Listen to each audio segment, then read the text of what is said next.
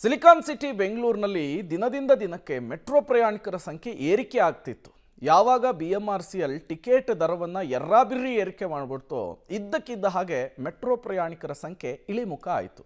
ಈಗ ಮೆಟ್ರೋ ಪ್ರಯಾಣಿಕರೇನಿದ್ದಾರೆ ಸ್ವಂತ ವಾಹನಗಳ ಮೂಲಕ ಆಫೀಸಿಗೆ ಬೇರೆ ಬೇರೆ ಕಡೆಗಳಲ್ಲಿ ಟ್ರಾವೆಲ್ ಮಾಡ್ತಿದ್ದಾರೆ. ಇದರ ಪರಿಣಾಮ ಮತ್ತೊಂದು ಸಮಸ್ಯೆ ಸೃಷ್ಟಿಯಾಗಿದೆ. ಏನದು ಸಮಸ್ಯೆ ಅಂದ್ರ ಇಲ್ಲಿದೆ ನೋಡಿ ಡೀಟೇಲ್ಸ್.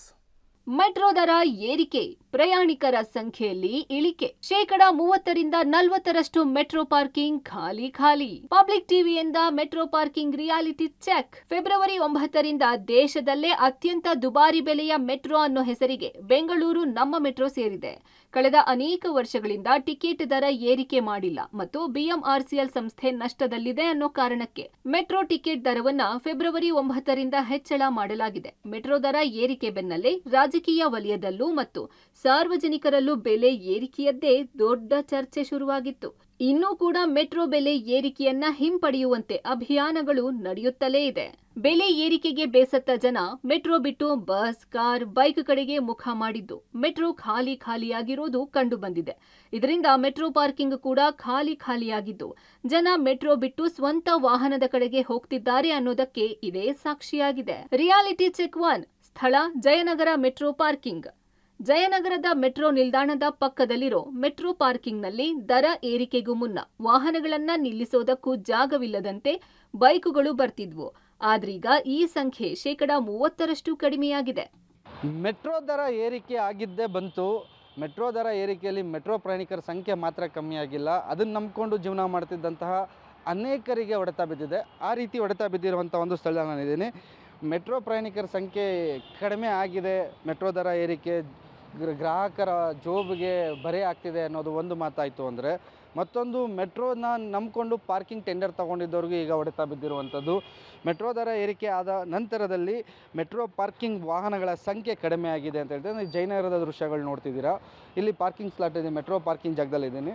ಪ್ರತಿನಿತ್ಯ 500ರಿಂದ 550 600 ಗಾಡಿಗಳು ಬಂದು ಪಾರ್ಕ್ ಆಗ್ತಿತ್ತು. ಟೂ ವೀಲರ್ಸು, ಕಾರ್ಸು ಎಲ್ಲ ಸೇರಿ 600ಕ್ಕೂ ಹೆಚ್ಚು ಗಾಡಿಗಳು ಪಾರ್ಕ್ ಆಗ್ತಿತ್ತು ಅಂತ ಇಲ್ಲಿನ ಸಿಬ್ಬಂದಿ ಹೇಳ್ತಿದ್ದಾರೆ. ಆದರೆ ಮೆಟ್ರೋ ದರ ಏರಿಕೆ ನಂತರದಲ್ಲಿ ಮೆಟ್ರೋ ಪಾರ್ಕಿಂಗ್ ಸ್ಥಳದಲ್ಲಿ ವಾಹನಗಳ ಸಂಖ್ಯೆ ಕಡಿಮೆ ಆಗಿದೆ. ಆಲ್ಮೋಸ್ಟ್ 25ರಿಂದ 30% ವೆಹಿಕಲ್ಸ್ಗಳು ಕಮ್ಮಿ ಆಗಿದೆ. 300ರಿಂದ 350 ವಾಹನಗಳಷ್ಟೇ ಬರ್ತಿರುವಂಥದ್ದು. ಇದು ಮೆಟ್ರೋ ದರದ ಏರಿಕೆ ನಂತರದಲ್ಲಿ ಆಗಿರುವಂಥ ದೃಶ್ಯಗಳು ನೋಡ್ಬೋದು. ಎಷ್ಟು ಖಾಲಿ ಕಾಣಿಸ್ತಿದೆ ಅಂತ. ಪೀಕ್ ಅವರ್ಸಲ್ಲಿ ಅಂದರೆ ಬೆಳಗ್ಗೆ ಬಂದು ನಿಲ್ಲಿಸಿ ಸಂಜೆವರೆಗೂ ಇಲ್ಲೇ ನಿಲ್ಲಿಸಿ ಕೆಲಸ ಮುಗಿಸ್ಕೊಂಡು ಬಂದು ತಮ್ಮ ಮನೆಗಳಿಗೆ ಹೋಗ್ತಿದ್ರು. ಆದರೆ ವಾಹನಗಳಲ್ಲೇ ಸ್ವಂತ ವಾಹನಗಳಲ್ಲೇ ಓಡಾಟ ಶುರು ಮಾಡಿದ್ದಾರೆ ಅಂತ ಈಗಾಗಲೇ ಈ ಹಿಂದೆನೂ ಸಹ ಹೇಳಿದ್ವಿ. ಮೆಟ್ರೋ ದರನ ಪರಿಷ್ಕರಣೆ ಮಾಡಿ ಅಂತಲೂ ಪಬ್ಲಿಕ್ ಟಿವಿ ಅಭಿಯಾನ ಮಾಡಿತ್ತು. ಆ ನಂತರದಲ್ಲಿ ಕೇವಲ 10%ನ ಮಾತ್ರ ಇಳಿಸಿ ಕಣ್ಣೊರೆಸುವಂಥ ಕೆಲಸ ಮಾಡಿತ್ತು. ಆದರೆ ಸಂಪೂರ್ಣವಾಗಿ ಮೆಟ್ರೋ ಬೆಲೆ ಏರಿಕೆಯನ್ನು ವಿರೋಧಿಸಿದಂಥವರು ಮೆಟ್ರೋದಲ್ಲಿ ಅಷ್ಟು ದುಡ್ಡು ಕೊಟ್ಟು ಹೋಗೋ ಬದಲು ನಮ್ಮ ಟೂ ವೀಲರ್ಗಳಲ್ಲೇ ನಾವು ಪೆಟ್ರೋಲ್ ಹಾಕ್ಸ್ಕೊಂಡು ಓಡಾಡ್ಬೋದು, ಅದಕ್ಕಿಂತ ಕಮ್ಮಿ ರೇಟಲ್ಲಿ ಪೆಟ್ರೋಲ್ ಸಿಗುತ್ತೆ ಅನ್ನೋವಂಥ ಒಂದು ಮೆಟ್ರೋ ಟಿಕೆಟ್ಗಿಂತ ನಮ್ಮ ಗಾಡಿಗಳಲ್ಲಿ ಓಡಾಡೋದೇ ನಮಗೆ ಸೇಫು ಮತ್ತು ದುಡ್ಡು ಉಳಿಯುತ್ತೆ ಅಂತ ಅಂದ್ಕೊಂಡವರು ಪಾರ್ಕಿಂಗಿಗೆ ಗಾಡಿಗಳನ್ನ ತಂದಾಗ್ತಿಲ್ಲ, ತಮ್ಮ ಸ್ವಂತ ವಾಹನದಲ್ಲಿ ಓಡಾಟ ಮಾಡ್ತಿದ್ದಾರೆ. ನೋಡ್ತಿದ್ದ ದೃಶ್ಯಗಳಲ್ಲಿ ಯಾವ ರೀತಿ ಮೆಟ್ರೋ ಪಾರ್ಕಿಂಗಿನ ಒಳಭಾಗದಲ್ಲೇ ದೃಶ್ಯಗಳು ಖಾಲಿ ಕಾಣಿಸ್ತಿರುವಂಥದ್ದು. ಅಂದರೆ ಮೆಟ್ರೋ ಎಫೆಕ್ಟು, ದರದ ಎಫೆಕ್ಟು ಈಗ ಪಾರ್ಕಿಂಗ್ ಮೇಲೂ ಬಿದ್ದಿರುವಂಥದ್ದು. ಮೆಟ್ರೋ ಪಾರ್ಕಿಂಗ್ನಿಂದನೂ ಸಹ ಅತಿ ಹೆಚ್ಚು ದುಡ್ಡು ಮಾಡುವಂತಹ ನಿರ್ಧಾರವನ್ನು ಈಗಾಗಲೇ DCM ಕೂಡ ಹೇಳಿದರು. ಅಂದರೆ ಎಲ್ಲೆಲ್ಲಿ ಮೆಟ್ರೋ ನಾವು ಮಾಡ್ತೀವಿ ಅಲ್ಲಿ ಪಾರ್ಕಿಂಗ್ ವ್ಯವಸ್ಥೆನೂ ಮಾಡ್ತಿದ್ದೀವಿ, ಬೇರೆ ಕಡೆ ಪಾರ್ಕಿಂಗ್ ಬದಲು ಇಲ್ಲಿ ಅದನ್ನು ರೆವಿನ್ಯೂ ತಗೋತೀವಿ ಅಂತ. ಈಗ ಇರೋ ರೆವಿನ್ಯೂ ಕಮ್ಮಿ ಆಗ್ತಿರುವಂಥದ್ದು. ಈಗ ಟೆಂಡರ್ ಪಡೆದಿರೋರು ಅದನ್ನು ತೀರಿಸೋದು ಅಥವಾ ಅದನ್ನು ಸಂಪಾದನೆ ಮಾಡೋದು ಹೇಗೆ ಅನ್ನುವಂತಹ ಆತಂಕದಲ್ಲಿ ಕೂಡ ಇರುವಂಥದ್ದು. ಮುಂಚೆ 500ರಿಂದ 550 ಬರ್ತದೆ ಸರ್. ಈಗ 300 350 ಹಿಂಗೆ ಬರ್ತೈತೆ ಸರ್. 200 ಗಾಡಿ ಕಮ್ಮಿ ಇರುತ್ತೆ ಸರ್. ಎಲ್ಲ ಫುಲ್ ಆಗ್ತೈತೆ ಸರ್. ಈಗ ಎಲ್ಲ ಖಾಲಿನೇ ಇರ್ತೈತೆ ಸರ್ ಜಾಗ ಸರ್. ಇವಾಗ ಗಾಡಿನೇ ಇರಲ್ಲ ಸರ್. ಇವಾಗ ಜಾಸ್ತಿ ವೆಹಿಕಲ್ಸ್ಗಳು ತುಂಬ ಕಡಿಮೆ ಆಗಿದೆ ಸರ್. ಮೆಟ್ರೋ ರೇಟ್ ಜಾಸ್ತಿ ಯಾವಾಗ ಆಗಿದೆ ಅವಾಗಿಂದನೇ ಮೆಟ್ರೋ ವೆಹಿಕಲ್ಸ್ಗಳು ಕಮ್ಮಿ ಆಗಿದೆ ಸರ್.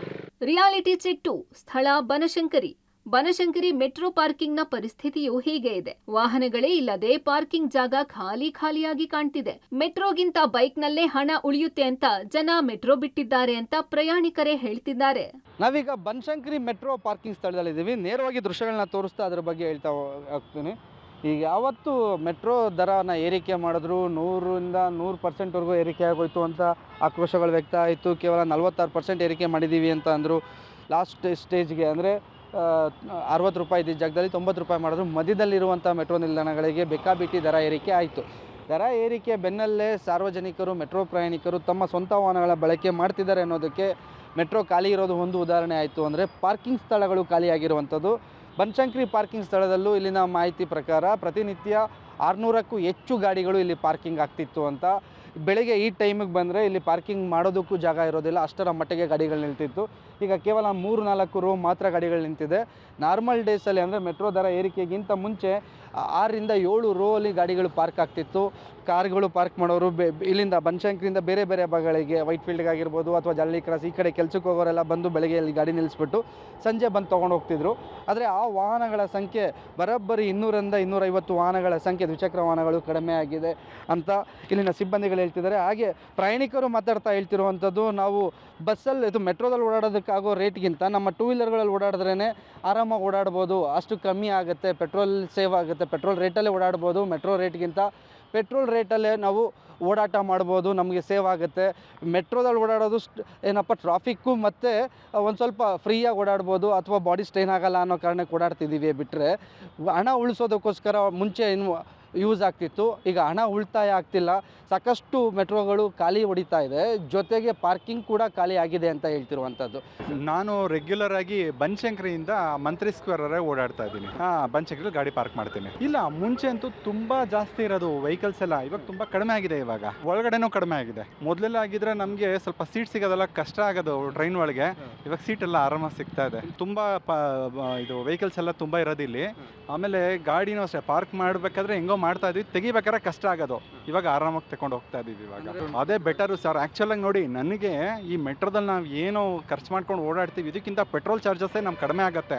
ಬಟ್ ಆದರೆ ಸ್ವಲ್ಪ ಸ್ಟ್ರೈನ್ ಆಗತ್ತಲ್ಲ ಅಂತ ಹೇಳ್ಬಿಟ್ಟು ನಾವು ಇದನ್ನು ಪ್ರಿಫರ್ ಮಾಡ್ತಾ ಇದೀವಿ ಅಷ್ಟೇ. ರಿಯಾಲಿಟಿ ಚೆಕ್ 3 ಸ್ಥಳ ಸಂಗೊಳ್ಳಿ ರಾಯಣ್ಣ ಮೆಟ್ರೋ ನಿಲ್ದಾಣ ಮೆಜೆಸ್ಟಿಕ್. ಇನ್ನು ಮೆಜೆಸ್ಟಿಕ್ ಬಳಿಯಲ್ಲೇ ಇರುವ Sangolli Rayanna metro parking place ಕೂಡ ಖಾಲಿಯಾಗಿದೆ. ಜನ ಕಾರ್ ಬೈಕ್ ಕಡೆ ಮುಖ ಮಾಡಿದ್ದಾರೆ ಅನ್ನೋದಕ್ಕೆ ಪಾರ್ಕಿಂಗ್ ಬಣಗುಡುತ್ತಿದೆ. ನಾವೀಗ ಮೆಜೆಸ್ಟಿಕ್ನ ಪಕ್ಕದಲ್ಲಿರುವಂಥ ಸಂಗೊಳ್ಳಿ ರಾಯಣ್ಣ ಪಾರ್ಕಿಂಗ್ ಜಾಗದಲ್ಲಿದ್ದೀವಿ. ಮೆಟ್ರೋ ಸ್ಟೇಷನ್ನು ನಿಮಗೆ ಆರೋಗ್ಯ ಸೌಧ ಏನು ಗೊತ್ತಿದೆ, ಅದರ ಮುಂಭಾಗದಲ್ಲಿರುವಂಥ ಮೆಟ್ರೋ ಸ್ಟೇಷನ್ನು. ಮೆಜೆಸ್ಟಿಕ್ನ ಇನ್ನೊಂದು ಭಾಗದಲ್ಲಿ ಇಲ್ಲಿ ಪಾರ್ಕಿಂಗ್ ನೋಡ್ತಿದ್ದೀರಾ. ಮೆಟ್ರೋ ಪ್ರಯಾಣಿಕರ ಸಂಖ್ಯೆ ಕಡಿಮೆ ಆಗ್ತಿದ್ದಂಗೆ ಪಾರ್ಕಿಂಗ್ ಮಾಡ್ತಿರುವಂಥ ವೆಹಿಕಲ್ಸ್ಗಳು ಕೂಡ ಕಡಿಮೆ ಆಗ್ತಿದೆ. ಪಬ್ಲಿಕ್ ಟಿವಿ ಬಗ್ಗೆ ರಿಯಾಲಿಟಿ ಚೆಕ್ ಮಾಡ್ತಿರೋದು. ಈಗ ಮೆಟ್ರೋ ದರವನ್ನು ಇಳಿಕೆ ಮಾಡಿ ಅಂತ ಅಭಿಯಾನ ಕೂಡ ಮಾಡ್ತಿದ್ದಾರೆ.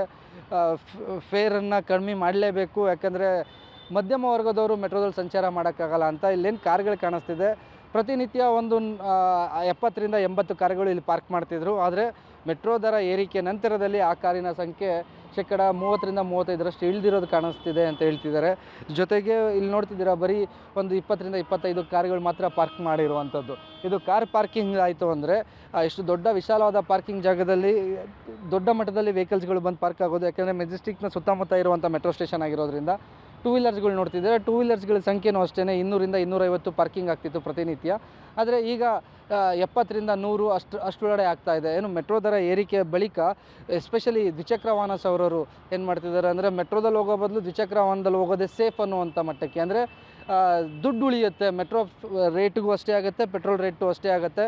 ಹಿಂದೆ ಮೆಟ್ರೋ ರೇಟಿಗಿಂತ ಮೆಟ್ರೋದಲ್ಲಿ ಓಡಾಟ ಮಾಡಿದ್ರೆ ಪೆಟ್ರೋಲ್ ಸೇವ್ ಮಾಡ್ಬೋದು, ವೆಹಿಕಲ್ಸ್ ಮೂವ್ ಮಾಡೋದಕ್ಕಿಂತ ಅದ್ರ ಬದಲು ಈಗ ಟೂ ವೀಲರಲ್ಲೇ ₹100 ₹150 ಪೆಟ್ರೋಲ್ ಹಾಕೊಂಡ್ಬಿಟ್ರೆ ಎಲ್ಲಿ ಬೇಕಾದ್ರೂ ಸುತ್ತಬೋದು ಅನ್ನೋ ಕಾರಣಕ್ಕೆ ಮೆಟ್ರೋನ ಬಿಟ್ಟು ತಮ್ಮ ಸ್ವಂತ ವಾಹನಗಳ ಕಡೆ ಮುಖ ಮಾಡಿದ್ದಾರೆ.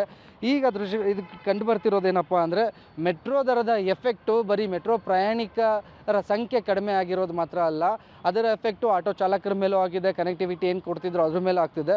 ಮತ್ತೊಂದು ಈ ಪಾರ್ಕಿಂಗ್ ಏನಿತ್ತು ಟೂ ವೀಲರ್ಸು ಮತ್ತು ಮೆಟ್ರೋ ಪಾರ್ಕಿಂಗು, ಪೇಂಟ್ ಪಾರ್ಕಿಂಗು, ಅದ್ರ ಮೇಲೂ ದೊಡ್ಡ ಮಟ್ಟದಲ್ಲಿ ಆಗ್ತಿದೆ.